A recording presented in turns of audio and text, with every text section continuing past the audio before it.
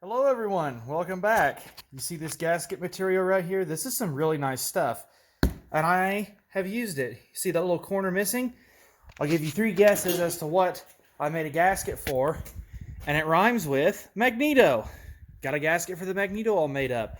Yeah, I know it's a real special gasket. I'm not gonna lie to you. It's definitely not my best work. I've done much better. The problem with this stuff is it's really nice. Okay, I like it. Don't get me wrong. But here, I'll grab a chunk here. The issue with it, well, hang on, I'll flip it over. There, you see that shiny bits in there? That's steel. This is a steel sheet that they just put gasket material on either side of. They said it was really nice for, exhaust and stuff like that. I didn't know the steel core was going to be that thick, though. So I essentially chiseled it out with a chainsaw wrench and a claw hammer. It worked pretty well. It's some nice gasket material. It really is. This was for this type, and I'll put a link to it in the description where I got it from. This cost me about $30, if I remember right. And, it's a pretty good size sheet. It is. But it was expensive, and it is kind of a pain to work with. But the nice thing is, this is not going to tear or split like just a regular gasket. That steel core in there, it's going to stop that from wanting to tear or anything. So yeah, this is gonna stay on the back of the Magneto, and I didn't show it in the last Magneto video, but I've got new wires and everything on it. And let me tell you something. This thing right here, this thing is jumping like a purple spark. It's a very dark color. It's got good power left in it, so I'm pretty excited. This isn't permanent. Disregard that. But the new wires, yeah, those are in good shape. It's gonna make for a real nice Magneto. That engine ought to run real well. So, all that's done. So something else that I did do, and I took video of it, but the video is not the best, so I don't know if I'm going to use it or not. I did rebuild the carburetor. Where did I put that carburetor? Oh yeah, it's out my pickup here. Excuse the scrap on the ground. It rains and then this stuff just appears. So come in here. There it is. We'll go back in the shop and we'll talk about it.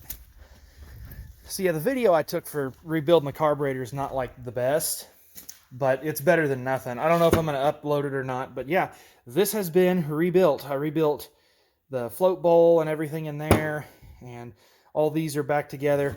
This is, which one is it? I think this is your throttle and this is your choke. I'm certain this is the choke. Yeah, it is. So I got to solder the screws back in there, but if I turn this so you get some, come on, stop being that way. Give me some light. Yeah, this is the choke because it's got that little, see that little semicircle there? If I try and angle it right, you guys can't see it. There you go. You can kind of see it. That's the choke because when you have this valve or this butterfly closed, what happens is you start the pony motor because this is closed, so there's no air going in. Well, when the engine starts, it starts sucking in air, and that little valve opens to pull enough air in until you can take it off a choke and get the throttle set. So all that's done. Main jet, that is the main jet, isn't it? Sorry, I had to look over here. That is main jet. Yep, that's main. And that's your idle jet. So all that was taken apart. I went through this and I pulled some of these old lead plugs out. There's a screw there for one, and let's see, where's another one that I put in? Well, there's one right there, and there's another one right there. If the camera will focus, you see that scraggly looking piece right there that won't focus right there? That's a plug that I put back in. There's a new one of these, put that in.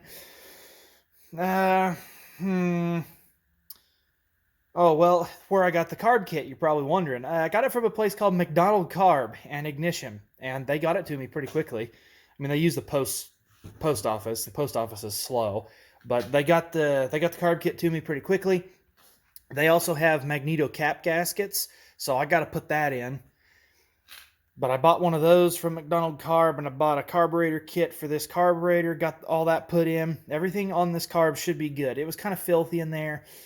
It wasn't the worst considering, but I can tell you this, I'm not running ethanol fuel through this ever again. This thing's getting premium, and it's getting a proper fuel filtration system as well. So yeah, carburetor's rebuilt, got a gasket for the Magneto, got a cap gasket for the Magneto, and it's a pretty nice day outside. I mean, if we look up at that majestic maple right there, there's not a lot of movement.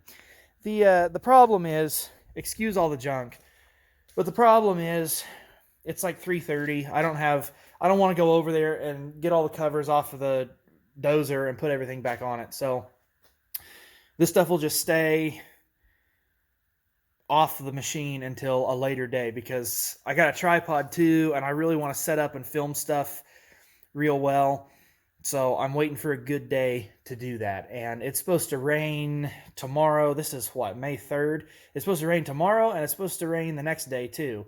And then after that, it's supposed to be hot and windy. So my goal is to get this dozer going by July, which you might think, my gosh, Owen, you got 2 months to do it. But stuff happens. Anyone who knows, you know, once stuff starts happening, it happens, and there's nothing you can do about it. So this being out of the way and this being ready to go is a load off of my mind. So the only thing I'm waiting on now to get is I need hardware for the studs for a bunch of stuff. And I'm going to have to get grade 8, and that's not cheap. Yeah, because here's the air intake for the diesel / exhaust for the pony motor. It's got that pipe that runs through here. And all these studs and bolts and stuff need to be replaced. So I got to have hardware to do that, because there's some stuff on the machine that needs to be replaced too. I'll probably leave these. These are the mounts for the air cleaner, the diesel air cleaner. And, oh yeah, it's right there. It's been cleaned. It's good. It's ready to go. The starting engine air cleaner, I'll probably take it apart and clean it because it's been off the machine. I'll make another gasket for it, because a cork gasket I made last time is already falling apart. I tore it when I was disassembling stuff. That's my own fault. But yeah, I need to make new studs. I need to clean the breather. I need to get the governor cleaned up a little bit. What else do I need to do? Well, okay, so the biggest problem where I'm at right now, I might as well make this an update on the whole machine instead of just about the Magneto. Originally, I was just going to be about the Magneto. I'll make a whole update, let you guys know where I'm at. So in addition to this stuff being done and me needing studs for all that crap, I need to decide what I'm going to do with the electric start. So we're going to walk back over to the bench and give you guys motion sickness. So the electric starter here, I think, is in good shape. This is the starter right here. It's a Delco. It's not original to the Cat. It came out of an old Ford pickup. This is according to my granddad, and I'm pretty sure he put it on. But it's pretty much, I mean, Delco made starters for, you know, everything, so it's not surprising that this would change from Ford to Caterpillar. But this is okay. I've got a new button I'm going to put on there. What I don't know is whether or not I'm going to use it, because if you guys remember, if you watched that really long video I did where I was taking everything apart, there's a adapter that goes on this nose cone here, and it's got a gear in it, and that gear is tied to a pulley, and that pulley drives, you know, a belt which is tied to the flywheel on the starting engine, and that's how your electric start works. And if you remember correctly, if you watched that video, if you didn't, I'm going to tell you anyway, I did crack that adapter housing. It's cast iron. I don't know if I'm going to fix it, leave it, or even use it, because I can leave the electric stuff off. I don't have to put the electric start on.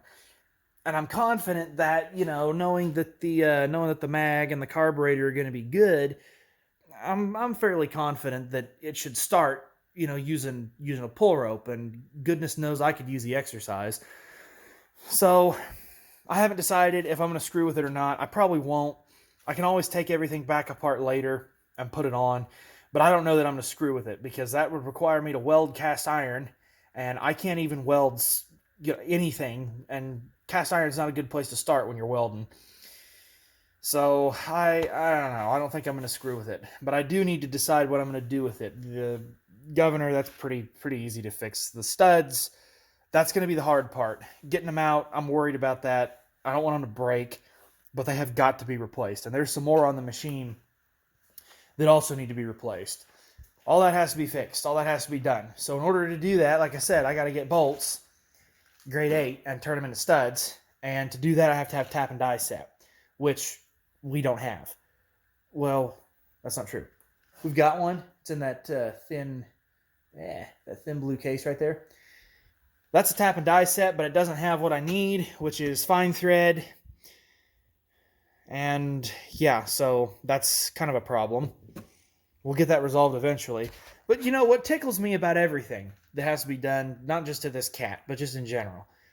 What tickles me is that it costs money. And what really tickles me, and it does, believe me, I'm laughing. I'm being tickled by this. Money is in short supply around here. Because you see, everything else that has to be done also costs money. That comes as a shock to a lot of people, I'm sure. But funds are short, so, you know, we're doing stuff on the cheap. That's why we're using a chainsaw wrench and a hammer to make a gasket for a freaking Magneto that's 70, 80 years old. And then, yeah, this old tap and die set, it doesn't have what I need in it. It has some stuff, but all the dies that I want are broken. And they're not even the right thread pitch, so it's a mess. Now, there was one other thing that I need to do to that dozer before I put it back together. Oh, I got new gauges. I got a new temperature gauge, and I got a new oil pressure gauge. The water temperature gauge has a wire on it that's like 10 times longer than I really need, but it was the cheapest gauge I could find, so, you know, there's that. What else was there? I think that's about it, really. It's coming along. It's just coming slowly. Some of you may have subscribed because you wanted to see me work on the Caterpillar. It's taken a while. Everything around here takes a while. And while I have your attention, I think I'm done talking about the bulldozer. I mean, yeah, that gasket does look nice though, doesn't it? That's pretty nice. That was already there. That wasn't me. This rust was already here. Don't worry about it. It's fine. By the way, that's where that M is as a timing mark. So, you know, all that's done. And going back to the money thing, that needs a little more work. I'm losing fuel for no reason. And when my air conditioner runs, I can smell gas. So, pretty sure I need to replace the vapor canister. So the pickup needs work. And the cat needs a lot of work. And both of those things require money, of which I have very little. We're doing stuff on the cheap. Nothing wrong with that. These things happen. So yeah. Oh. Sorry, I zoned out for a minute. I was just thinking about something. Stuff's happening. Stuff's going on. There's a lot to fix. There's a lot to do. There's a lot to organize. This is the level of organization. The greatest level of organization we can attain right now is this, or maybe that. That's pretty organized, you know. Organization costs money and time. And right now I have some time, but you guys know how this stuff goes. But the big thing is that's taken care of for now. I'll put that cap gasket in, and then it'll be out of my hair. And then we'll just go from there, see what else happens. Stuff's moving along around here. I'm trying to get some videos for you guys. I appreciate the people that have subscribed and are paying attention. Some stuff attracts the attention of viewers, some doesn't. I don't understand it. I don't care. I'm just going to make what I want to make, and we'll see how it turns out. So I'll go ahead and cut the video here before I start, you know, saying things that aren't related to what I started with. And I'll be back in the future, so stay tuned, and I hope to see you there for it.